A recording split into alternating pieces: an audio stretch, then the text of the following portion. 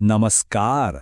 आज बात करते हैं भारत के एक ऐसे नए कानून की जो आया तो था हायर एजुकेशन में बराबरी लाने के लिए, लेकिन लाते ही उसने एक जबरदस्त नेशनल डिबेट छेड़ दी।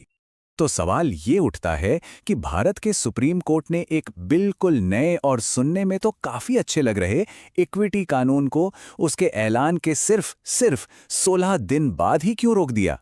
आखिर हुआ क्या? चलिए आज इसी पहेली को सुलझाने की कोशिश करते हैं। तो कहानी का जो पहला हिस्सा है वो यहीं से शुरू होता है, एक ऐसा कानूनी दांव-पेच जिसने इस पूरी बड़ी पॉलिसी पर अचानक से ब्रेक लगा दिया। हाँ बिल्कुल, तारीख थी 29 जनवरी 2024, जब भारत के सुप्रीम कोर्ट ने हायर एजुकेशन के लिए बने इन नए देशव्यापी एंटी डिस्क्रिमिनेशन नियमों पर रोक लगा दी, एक स्टे ऑर्डर जारी कर दिया। मतलब कहानी का क्लाइमैक्स तो देखिए शुरू होते ही आ गया। तो ठीक है, अब जरा पीछे चलते हैं और ये समझने की कोशिश करते हैं कि ये जो रेगुलेशंस थे जिन पर इतना विवाद हुआ, आखिर उनका असली मकसद क्या था, उन्हें बनाया ही क्यों गया था।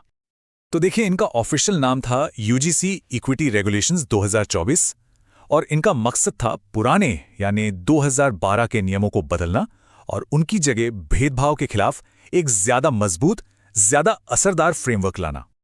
और इनके लक्ष्य काफी बड़े थे। मतलब सिर्फ ये नहीं कि जाति के आधार पर भेदभाव को रोका जाए, बल्कि इंस्टीट्यूशंस को अकाउंटेबल बनाना, शिकायतों पर एक्शन लेने के लिए उन्हें जवाबदेह ठहराना, एक क्लियर टाइमलाइन सेट करना और तो और हर कैंपस में एक इक्वल अपॉर्चुनिटी सेंटर बनाना।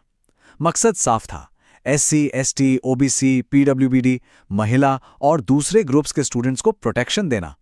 और जैसा मैंने पहले कहा, ये नियम कोई हवा में से नहीं आ गए थे। ये असल में 2012 के जो पुराने कम सख्त रेगुलेशंस थे उन्हीं को रिप्लेस करने के लिए लाए गए थे। मतलब एक तरह का अपग्रेड था ये। तो फिर सवाल वही है, अगर इरादे इतने साफ थे तो फिर इतना हंगामा क्यों बरपा? ये पॉलिसी से प्रोटेस्ट तक का सफर इतनी तेजी से कैसे तय हो गया? चलिए अब कहानी के इसी मोड़ को समझते हैं। अब जरा इस तेजी पर गौर कीजिए। सिर्फ 2 हफ्तों का खेल था ये। 13 जनवरी को यूजीसी ये नए नियम जारी करता है और बहस छिड़ जाती है। 26 जनवरी आते आते लखनऊ जैसे शहरों में स्टूडेंट्स सड़कों पर उतर आते हैं। 27 को शिक्षा मंत्री बचाव करते हैं। 28 को अधिकारी कहते हैं कि हम नियम साफ करेंगे और 29 को बूम, सुप्रीम कोर्ट इन पर रोक लगा देता है। ये स्पीड अपने आप में ही एक पूरी कहानी है।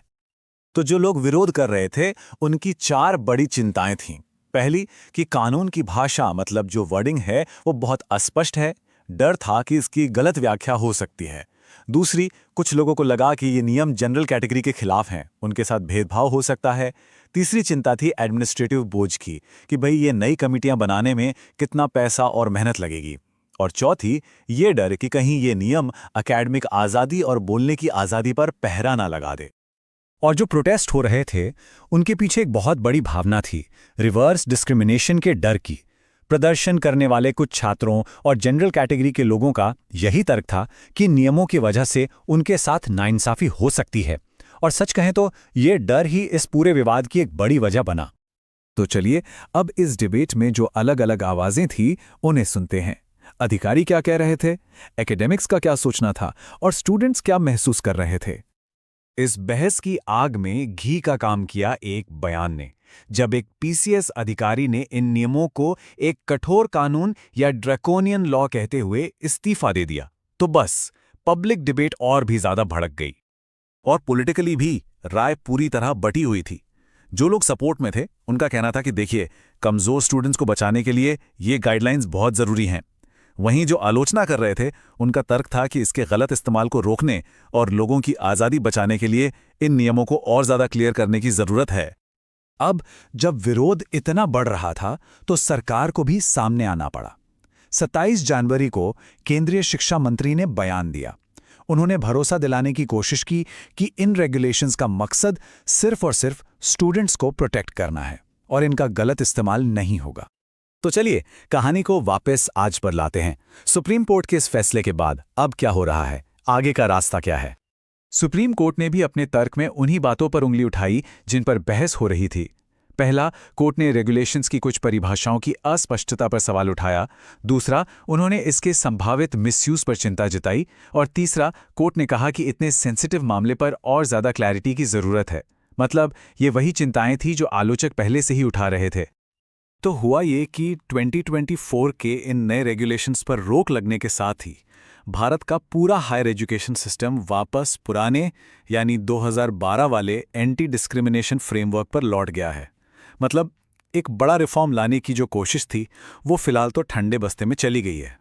और आखिर में ये पूरा मामला हमें एक बहुत बड़े सवाल के सामने लाकर खड़ा कर देता है कि कोई भी समाज अपने सबसे कमज़ोर स्टूडेंट्स को बचाने के लिए ऐसी पॉलिसी कैसे बनाए जिससे कोई नया झगड़ा या विवाद ही ना खड़ा हो जाए। ये एक ऐसी गुत्थी है जिसका जवाब मिलना अभी बाकी है।